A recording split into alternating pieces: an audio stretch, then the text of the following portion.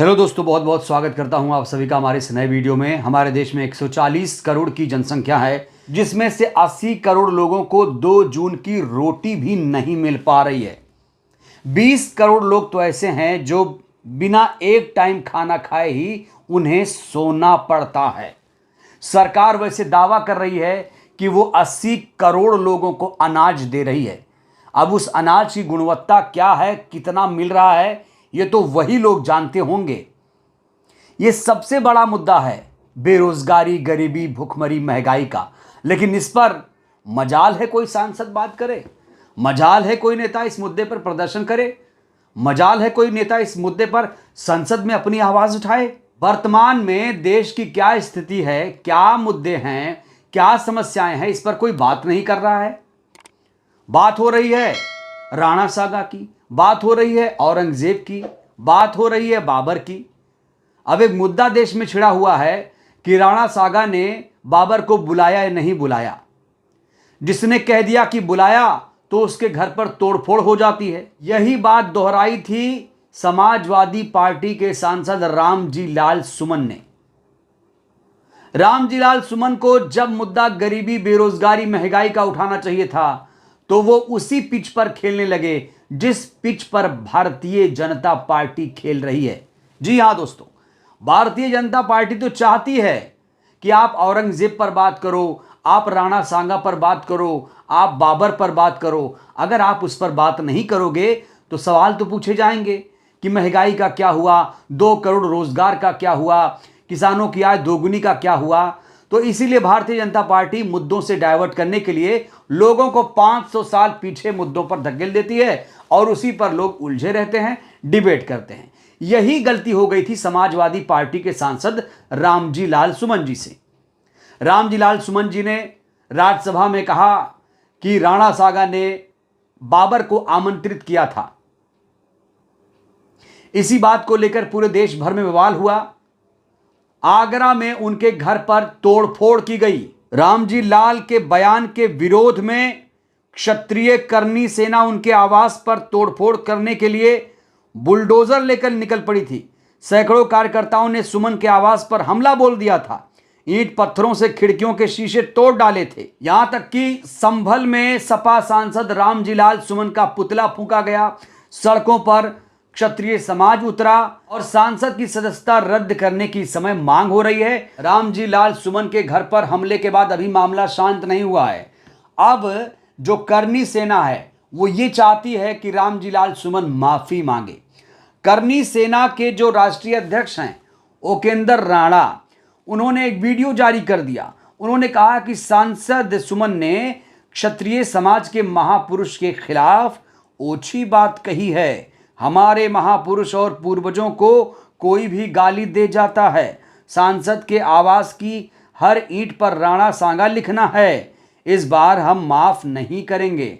अगर माफी मांगनी है तो रूपवास में महाराणा सांगा के स्मारक पर नाक रगड़कर माफी मांगनी पड़ेगी। राजपूत और क्षत्रिय समाज एकजुट होकर दिखा दे कि कोई भी हमारे महापुरुषों के खिलाफ कुछ बोलने से पहले सोचे। राजपूत समाज और क्षत्रिय समाज सड़कों पर उतरा हुआ है और रामजी लाल सुमन से कहा जा रहा है कि रामजी लाल सुमन जी, आप नाक रगड़ के माफी मांगिए।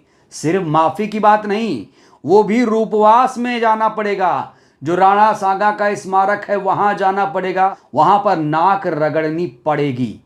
तो क्या करनी सेना के लोग एक सांसद को जलील करना चाहते हैं? आखिर कितनी बड़ी गलती हो गई? एक सांसद थे, क्या दलित थे इसलिए उन्हें परेशान किया जा रहा है? यह भी दोस्तों एक बहुत बड़ा प्रश्न है। जहां एक तरफ करनी सेना कह रही नाक रगड़ के माफी मांगिए, तो वहीं पर रामजी लाल सुमन का बयान आ चुका है। रामजी लाल सुमन ने कहा माफी नहीं मांगूंगा। राणा सांगा पर दिए गए बयान पर अड़ चुके हैं सपा सांसद। राज्यसभा स्पीकर से अब वो सुरक्षा बढ़ाए जाने की मांग कर रहे हैं क्योंकि उनकी जान को खतरा है। रामजी लाल सुमन जी, आप ऐसा बयान देते क्यों हैं? आप उनकी आवाज उठाइए जो मजलूम हैं, पीड़ित हैं, शोषित हैं। आप तो खुद उस समाज से आते हैं जो शोषित वंचित समाज है। इस बीच इस पूरे मामले में मायावती जी की भी एंट्री हो गई है। चूंकि मामला दलितों की राजधानी आगरा से जुड़ा है, एक दलित सांसद के घर पर हमले से जुड़ा है, इसलिए मायावती जी ने इस पूरे हमले को लेकर अखिलेश यादव को सीधे सीधे जिम्मेदार ठहरा दिया। सबसे पहले मायावती जी ने इस घटना को बेहद दुखद बताया है। जो घटना घटी है, जो तोड़फोड़ की गई है और जो बयानबाजी हुई है, इस घटना को मायावती जी ने दुखद बता दिया है। मायावती जी ने कल रात ही 9:15 बजे के करीब इसको लेकर ट्वीट किया। उन्होंने कहा कि सपा अपने राजनीतिक लाभ के लिए अपने दलित नेताओं को आगे करके जो घिनौनी राजनीति कर रही है, अर्थात उनको नुकसान पहुंचाने में लगी है, ये उचित नहीं है। दलितों को इनके सभी हथकंडों से सावधान रहना चाहिए। आगरा की हुई घटना अति चिंताजनक है। साथ ही सपा को अपने स्वार्थ में किसी भी समुदाय का अपमान करना ठीक नहीं है, जिसके तहत अब इनको किसी समुदाय में दुर्गंध और किसी में सुगंध आ रही है। इससे समाज में अमन चैन और सौहार्द बिगड़ेगा, जो कि ठीक नहीं है। बेहद संतुलित प्रतिक्रिया मायावती जी की आई है। यहां मायावती जी साफ तौर से कहना चाह रही हैं कि इन मुद्दों से देश का भला नहीं होने वाला है, जनता का भला नहीं होने वाला है। ये सिर्फ और सिर्फ स्वार्थ की राजनीति है। तो यहां मायावती जी ने साफ तौर से अखिलेश पर हमला बोलते हुए कह दिया है कि सपा जो है अपने राजनीतिक लाभ के लिए अपने दलित नेताओं को आगे कर रही है, जिससे जो पीडीए का नारा है उस पर जोर पड़े। जब रामजी लाल सुमन के घर पर हमला हुआ था तो उस समय अखिलेश यादव ने ट्वीट क्या किया था, वो आप लोग सुनिए। बहुत ही दिलचस्प ये ट्वीट है दोस्तों। अखिलेश यादव ने इतने बड़े मामले को लेकर कैसा ट्वीट किया है, ट्वीट जरा देखिए। आगरा में मुख्यमंत्री जी के उपस्थित रहते हुए भी पीडीए के एक सांसद के घर पर कुछ लोगों द्वारा तोड़फोड़ की हिंसक वारदात जब रोकी नहीं जा सकती तो फिर जीरो टॉलरेंस तो जीरो होना ही है। यहां लिखा है पीडीए के एक सांसद, ना तो समाजवादी पार्टी के सांसद, ना तो दलित सांसद। यहां पीडीए के सांसद रामजी लाल सुमन को यह बता रहे हैं, क्या मुख्यमंत्री जी का प्रभाव क्षेत्र दिन पर दिन घटता जा रहा है, या फिर आउटगोइंग सीएम की अब कोई नहीं सुन रहा है? अगर वो अभी भी मुख्यमंत्री हैं तो तुरंत कार्रवाई करें। क्या लगता है अखिलेश यादव जी, योगी मुख्यमंत्री नहीं है क्या? क्या लगता है आपने ये लाइन क्यों लिखी? और इन्होंने क्या लिखा, दोषियों को एआई से पहचान कर दंडित करें। अब ये सरकार को, प्रशासन को सलाह दे रहे हैं कि जो दोषी हैं उन्हें एआई, आर्टिफिशियल इंटेलिजेंस का इस्तेमाल करके गिरफ्तार करना चाहिए, नहीं तो मान लिया जाएगा कि पीडीए सांसद के खिलाफ ये सब उनकी अनुमति से हुआ है।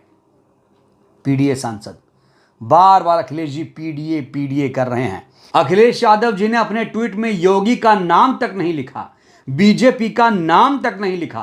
क्या दिक्कत थी? अपने सांसद का नाम तक नहीं लिखा। अपने ट्वीट में इन्होंने पीडीए, सांसद, मुख्यमंत्री यही सब लिखते रहे। अरे लिखना चाहिए प्रधानमंत्री नरेंद्र मोदी, मुख्यमंत्री योगी आदित्यनाथ, या फिर हमारे सांसद रामजी लाल सुमन, ये सब लिखना चाहिए।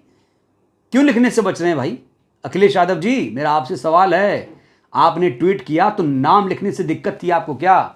और मायावती जी की प्रतिक्रिया इसलिए भी आई क्योंकि यहां पर पीडीए किया जा रहा, राजनीति की जा रही है।